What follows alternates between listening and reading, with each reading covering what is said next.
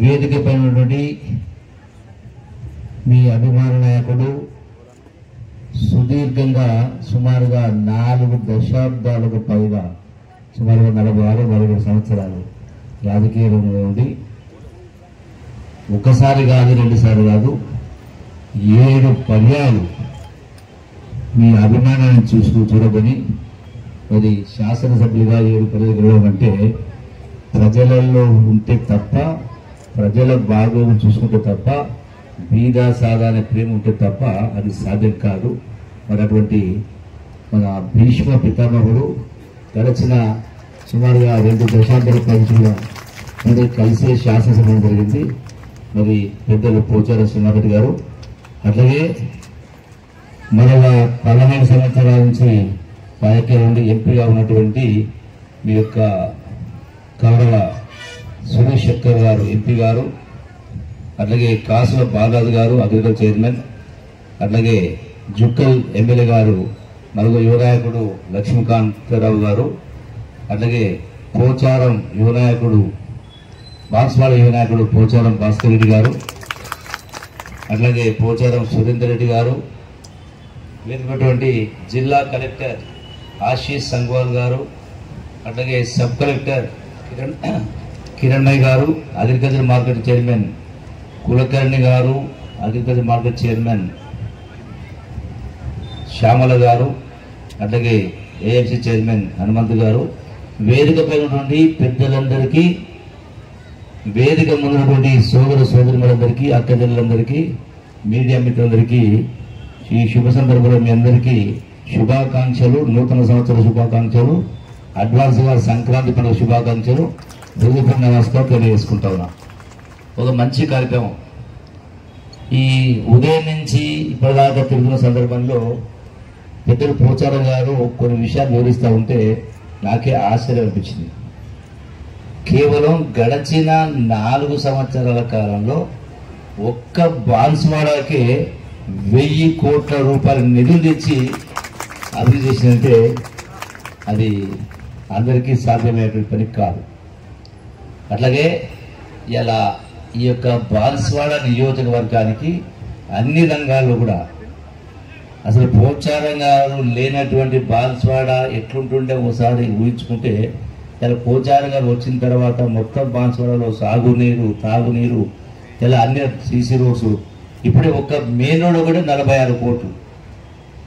అంటే మరి మీ అందరి అదృష్టం, ఈరోజు నాయకులు దొరకడం మీ అందరి అదృష్టం. ఒక గొప్ప వ్యక్తిత్వమైనటువంటి వ్యక్తి. అట్లాగే ఈ రోజున మరి ఇన్ని పొద్దున సాయంకాలం తాగునీరు సమస్య లేకుండా 2 పూటల నీళ్లు వస్తూ ఉన్నా కూడా మళ్ళీ 52 కోట్ల రూపాయలు అమృత స్కీమ్ ద్వారా వచ్చే 50 సంవత్సరాలకు బాన్స్వాడ ఇక్కడ తూర్పు పొడమడుగు ఎక్కడ ఎండ పెరిగినా అందరికీ సరిపోయే విధంగా నీళ్లు శాశ్వత నీటి పరిష్కారం కోసం మళ్ళీ ఒక 52 కోట్ల ఈ యొక్క మంచినీటి స్కీమ్కి ఈరోజే ఇప్పటికే మనం శంకుస్థాపన చేసుకునే కార్యక్రమం చేయడం జరిగింది. ఇక మీకు అన్నీ అయినా ఇంకేం కావాలా? ఇంకా ఇల్లు లేని పేదవాళ్ళు ఉన్నారు.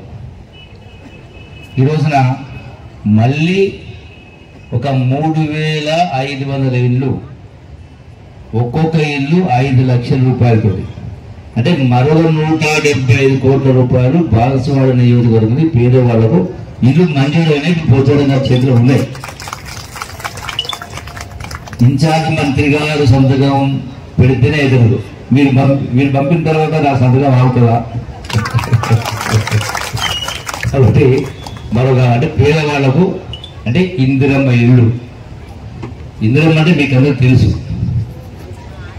ఈ దేశం కోసం ప్రాణత్యాగాలు అర్పించినటువంటి ఇందిరమ్మ నెహ్రూ గారి కుటుంబం. మరి ఆనాడు పేదవాళ్లకు పరంపు పట్టాలు కావచ్చు, సీలింగ్ భూములు కావచ్చు, అట్లాగే పేదవాళ్ళకు ఇళ్ళ జాగాలు కావచ్చు, ఇందిరమ్మ ఇల్లు కావచ్చు, ఇలా ప్రాజెక్టులు కావచ్చు, చాలా కార్యక్రమం జరిగినాయి ఇందిరమ్మ ప్రభుత్వంలో.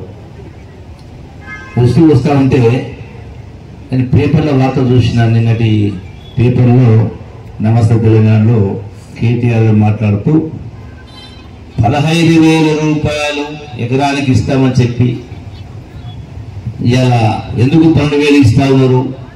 ఈ ప్రభుత్వం కాంగ్రెస్ పార్టీ మోసం చేసింది రైతాంగానికని నోరు దించుకుని నడుస్తా ఉన్నారు. అది కేటీఆర్ అయినా హరీష్ అయినా కేసీఆర్ కూడా. అని ఈ రోజున సొంత పత్రికలు పెట్టుకున్నారు. వాళ్ళు చెప్పింది వేరే రాస్తా ఉన్నారు. అదే కాకుండా ఇలా వాట్సాప్ ₹1 ఖర్చు కాదు. అంటే ఒక అబద్ధాన్ని 10 సార్లు మాట్లాడితే అదే నిజమని నమ్మే ప్రమాదం ఉంది కాబట్టి నేను చెప్పాల్సి వస్తా ఉంది. నిజంగా దానికి 15,000 ఇచ్చి ఇస్తామని ఎందుకు ఇవ్వలేదు కింద నేను లెక్కలతో సహా చెప్తా ఉన్నా. ఈ ప్రభుత్వం ఇంద్రమ ప్రభుత్వం అన్ని చేయాల్సి ఉంది. ఈరోజు ఒక్కసారి అంటే ప్రభుత్వ వ్యవహారం అంటే కూడా కుటుంబ వ్యవహారం అదే. కొత్త కుటుంబం అది కూడా అప్పులతో వచ్చినటువంటి అది ప్రభుత్వ రాష్ట్రంలో ఈ రాష్ట్రాన్ని గడిచిన 64 సంవత్సరాలు సుమారుగా 15 మంది ముఖ్యమంత్రులు పరిపాలన చేశారు. సబ్జెక్టు కరెక్షన్ అంటే 15 మంది ముఖ్యమంత్రులు 64 సంవత్సరాలు పరిపాలన చేస్తే ఈ రాష్ట్రం పైన ఉన్న అప్పు కేవలం 65,000 కోట్లు ఉండే.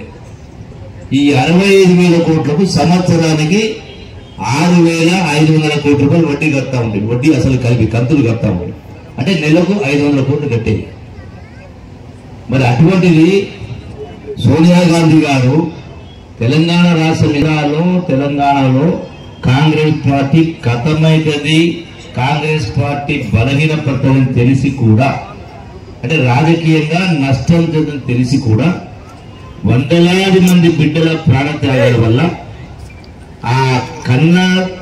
ఆ చనిపోయిన బిడ్డల తల్లుల కడుపు కోత ఎట్టుంటుందో ఒక కన్న తల్లిగా తెలిసి సోనియా గాంధీ గారు 60 సంవత్సరాల కల 4 కోట్ల ప్రజల కోరిక రాజకీయంగా నష్టం జరిగిందని చెప్పి పెద్ద మనసుతోటి తెలంగాణ రాష్ట్రాన్ని ఇచ్చింది. హైదరాబాద్ కేంద్రంగా ఇలా హైదరాబాద్ కేంద్రంగా తెలంగాణ రాష్ట్రం ఇచ్చింది కాబట్టి సోనియా గాంధీ గారు ఇలా హైదరాబాద్ ఆదాయం రాష్ట్ర ఆదాయం అనేది పెరిగి మన ఆదాయం మనమే ఖర్చు పెట్టుకుంటా ఉన్నాం కాబట్టి గతంలో ఆంధ్ర ప్రాంతంలో పోతూ ఉండే ఇలా మన రాష్ట్రాలు మనమే ఖర్చు పెట్టుకుంటున్నాం కాబట్టి ఈ రోజున తెలంగాణ రాష్ట్రం ధనిక రాష్ట్రం అయింది. నేను చెప్పడం కాదు, కేసీఆర్ 1 కాదు 10 సార్లు మీరు టీవీలో పేపర్ ధనిక రాష్ట్రం. మరి ధనిక రాష్ట్రం అయినా కూడా కేవలం 65,000 కోట్ల రూపాయల అప్పులు రాష్ట్రానికి ఉన్నా కూడా ధనిక రాష్ట్రం అయినా కూడా 18 లక్షల కోట్ల ఆదాయం వచ్చిన తర్వాత కూడా 8 లక్షల కోట్ల రూపాయలు అప్పులు చేసి అసెంబ్లీ సాక్షిగా చెప్పడం జరిగింది. అంటే ఈ చేసిన అప్పుకు ఆనాడు నెలకు 500 కోట్లు కడతా ఉంటే నెలకు 6,500 కోట్ల రూపాయలు వడ్డీ కట్టాల్సిన పరిస్థితి, కంతులు కట్టాల్సిన పరిస్థితి ఈ రాష్ట్ర ప్రభుత్వం నెత్తిన పడ్డది. కట్టకపోతే వచ్చిన ఆదాయం రిజర్వ్ బ్యాంకు కోసుకుంటుంది, మన కట్టాల్సిన వాళ్ళే ఆదాయం తగ్గించుకుంటారు. అంటే బంగారు పల్లెల్లో రాష్ట్రాన్ని అప్పచెప్పినవని మాట్లాడింది ఆనాడు ఎవరు హరీష్ రావు. అంటే మరి బంగారు పల్లెలు ఏముందని పద్ధతి చూస్తే అప్పుడు కుప్ప చిప్ప చేతికిచ్చారు. అయినా కూడా ఈనాడు రేవంత్ రెడ్డి గారి నాయకత్వంలో ఈనాటి కాంగ్రెస్ ప్రభుత్వం, ఇంద్రమ ప్రభుత్వం, సోనియా గాంధీ గారు, ఖర్గే గారి నాయకత్వంలో ఇలా చెప్పిన ప్రతి మాటను నిలబెట్టుకునే ప్రయత్నం చేస్తా ఉన్నాం. అంటే ఇంత ఆర్థిక ఇబ్బందులు ఉన్నా కూడా చెప్పిన మాట నిలబెట్టుకోవాలని ఇలా ఒక్కొక్కటిగా ఇలా ఆర్టీసీ బస్సు ఫ్రీగా కావచ్చు, 500 రూపాయల సిలిండర్ కావచ్చు, 200 యూనిట్లకే 200 యూనిట్ల కంటే కరెంటు ఫ్రీ కావచ్చు. అటుగా ఇలా ఇంద్రమ ఇల్లు 5 లక్షల రూపాయలు ఇంద్రమ ఇల్లు కావచ్చు, అన్ని మంజూరు అయినాయి. రేపు మాకు మీకు ఇచ్చేటువంటి ఏర్పాటు చేస్తారు. అట్లాగే ఈ రోజున రైతు రుణమాఫీ 21,000 కోట్ల రూపాయలు రుణమాఫీ చేయడం జరిగింది. ఒకసారి గతంలో పోయి చూస్తే నేను మాట్లాడి కేటీఆర్ సమాధానం చెప్పాలంటే మరి ఇంత ధనిక రాష్ట్రం ఉండి 8 లక్షల కోట్లు అప్పు చేసి కూడా 2014లో కేసీఆర్ మొదటిసారి ముఖ్యమంత్రి అయినప్పుడు 1 లక్ష రూపాయలు అప్పు మాఫీ చేస్తానని చెప్పి 5 సంవత్సరాలు చేసి ఈ 5 సంవత్సరాలు లెక్కేస్తే 2 లక్షల వడ్డీ అయింది. అంటే గత ప్రభుత్వం ఇచ్చిన పైసలు వడ్డీకి సరిపోయింది. రెండోసారి ముఖ్యమంత్రి తర్వాత మళ్ళా ₹1,00,000 అప్పు మాఫీ చేస్తామని కేవలం 1,200 మంది కూడా రాలా. అది కూడా 5 సంవత్సరాలు ఇస్తే 1,200 మందికి ఇస్తే అది కూడా వడ్డీకి సరిపోయింది. అది ఇటువంటి పరిస్థితుల్లో ఈనాడు ఈ ప్రభుత్వం వచ్చిన సంవత్సరం లోపలనే ₹2,00,000 ఒక్కొక్క కుటుంబానికి అప్పు మాఫీ చేసినప్పుడు ఎట్లా ఈ ప్రభుత్వాన్ని ఏది పెట్టి చూపించేటువంటి హక్కు ఆ ప్రభుత్వానికి ఉంది? ఆ నాయకులకు విమర్శించే నైతిక హక్కు లేదు. ఈ రోజున ఇదే కాకుండా నేనేమన్నా చూసిండు రైతు భరోసా ఇస్తుంది అని అత్త సొమ్ము అల్లుడు దానం చేసినట్టుగా గత ప్రభుత్వం ఇష్టారాజ్యంగా చేసింది. సుమారుగా 24,000 కోట్ల రూపాయలు 24,000 కోట్ల రూపాయలు గుట్టలకు గట్లకు రోడ్లకు కూడా ఇచ్చేటువంటి ఏర్పాటు చేసింది. ఈరోజు అవన్నీ కూడా సమీక్ష చేసి మన క్యాబినెట్ లో అందరికీ ప్రతి రైతు కూడా గత ప్రభుత్వం సంవత్సరానికి 10,000 ఇస్తే ఈ ప్రభుత్వం ₹12,000 ఇచ్చే ఏర్పాటు చేస్తా ఉన్నాం. సపోర్ట్ కొట్టరా? నేను చెప్పేది అబద్ధమా?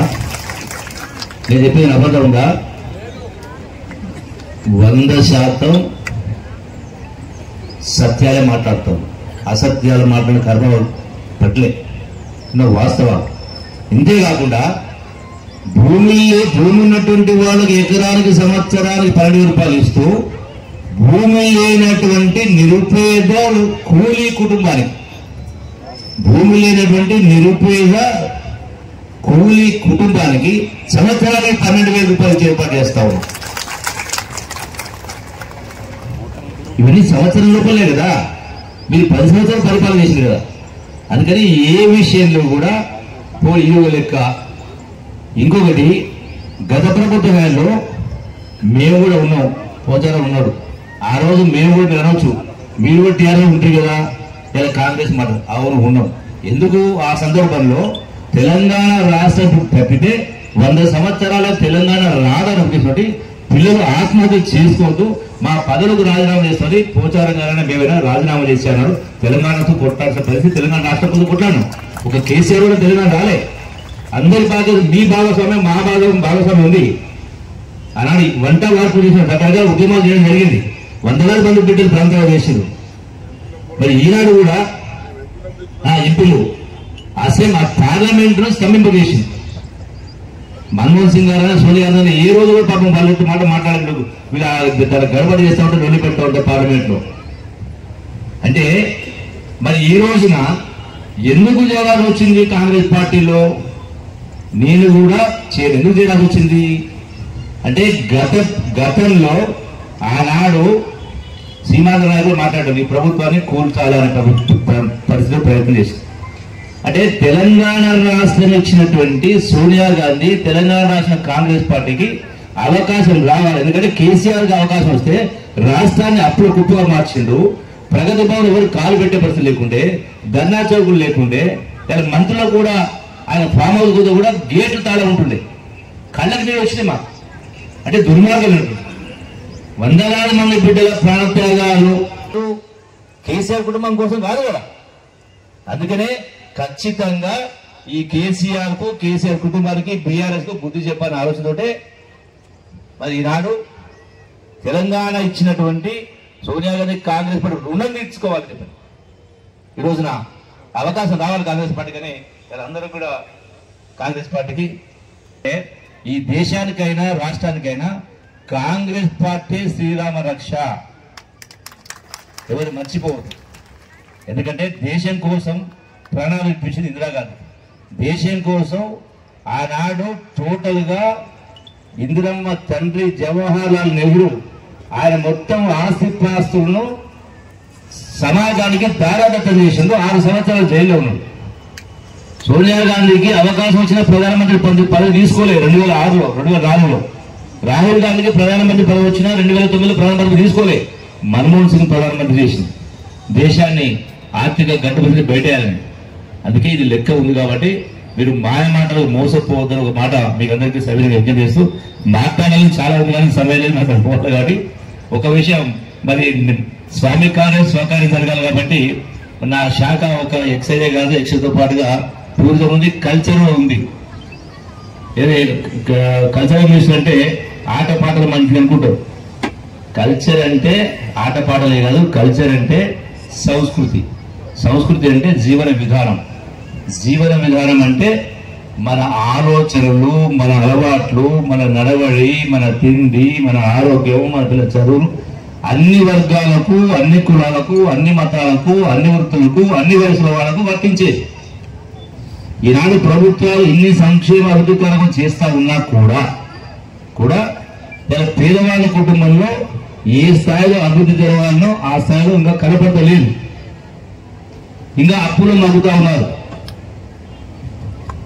దీని లెక్క చెప్పడానికి చాలా ఉంది, ఒక గంట పడుతుంది. అందుకనే కొత్త సంవత్సరం ఒకసారి అడుగుతున్నారు, ఒకసారి అప్పులు చేయకండి, అప్పులు లేనోళ్ళు చేయకండి, అప్పులు లేనోళ్ళు చేయకండి. నా పూజ కూడా చేస్తే అప్పులు లేవు. ఇంతమంది ఎందుకు చింతిస్తున్నారు? ఎక్కడ పోతున్నాయి మరి పైసలు? కష్టాలు చేస్తున్నారు, వ్యవసాయం చేస్తున్నారు, సబ్సిడీ ఇస్తుంది, పెన్షన్ ఇస్తున్నాం, పెట్టుబడులు ఇస్తున్నాం, అన్నీ చేస్తున్నాం. మరి ఎక్కడ పోతా ఉంది అంటే మనము పెద్దలు మా సార్ చెప్పారు, పిల్లల సంఖ్యలో పెట్టుకుని ఊరంతా దేవుడు అన్నట్టుగా మన సమస్యలకు కారణము మనమే, మన ఆలోచన విధానమే. ఇలా ఏ దావకాలం చూసినా మొదటి సినిమా కనుక ఇసుకలో ప్రతి దావకాలం అట్లే ఉంటున్నాం, చిన్న వయసు వాళ్ళు కూడా. ఎందుకు అంటే మన ఆరోగ్యం, అంటే మన భోజన అలవాట్లు కావచ్చు, మన ఆరోగ్య అలవాట్ల కారణంగా రోజు ఒక నిండు జీవితం మనదే. దాన్ని మనం పట్టించుకుంటే ₹1 ఖర్చు కావడానికి మన పిల్లల చదువులకు సంబంధించి కూడా లక్షలు ఖర్చు చేస్తా ఉన్నాం, లక్షలు ఖర్చు పెడతా ఉన్నారు. ఆ లక్షలు ఖర్చు పెట్టాల్సిన అవసరం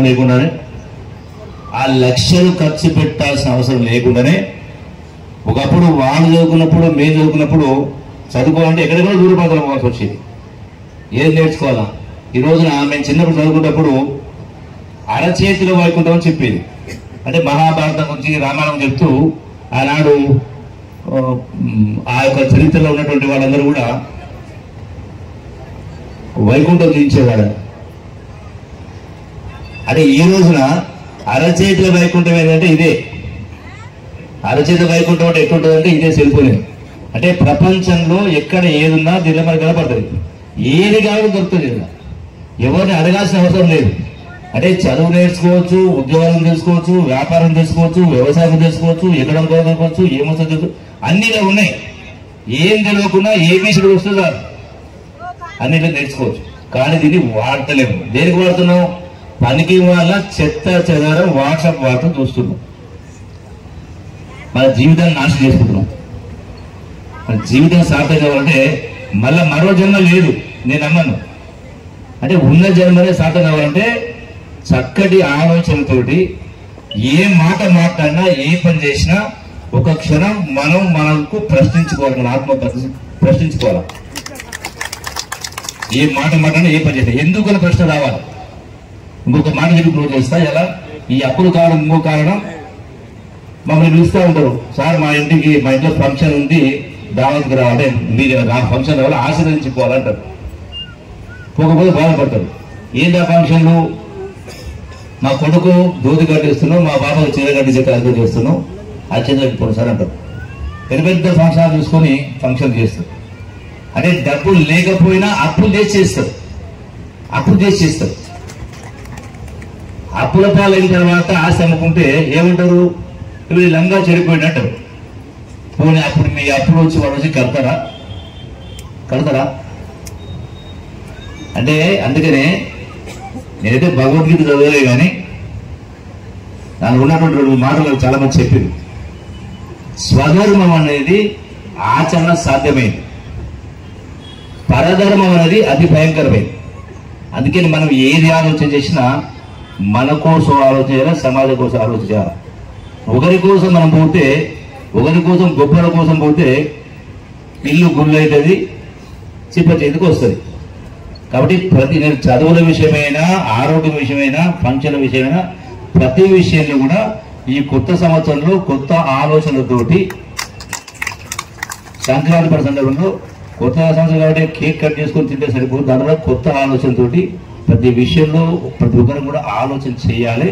ఎవరేం చెప్తే నమ్మకం చెప్పని మరొకసారి మీ అందరికీ సభ్యునిగా విజ్ఞప్తి చేస్తూ ఈ అవకాశం ఇచ్చిన పెద్దలందరికీ, ముఖ్యంగా పిలిచినటువంటి పెద్దలు పోచారి శ్రీనాథ్ గారికి మీ అందరికీ హృదయపూర్వక నమస్కారం తెలియజేస్తూ సెలవు తీసుకుంటున్నా.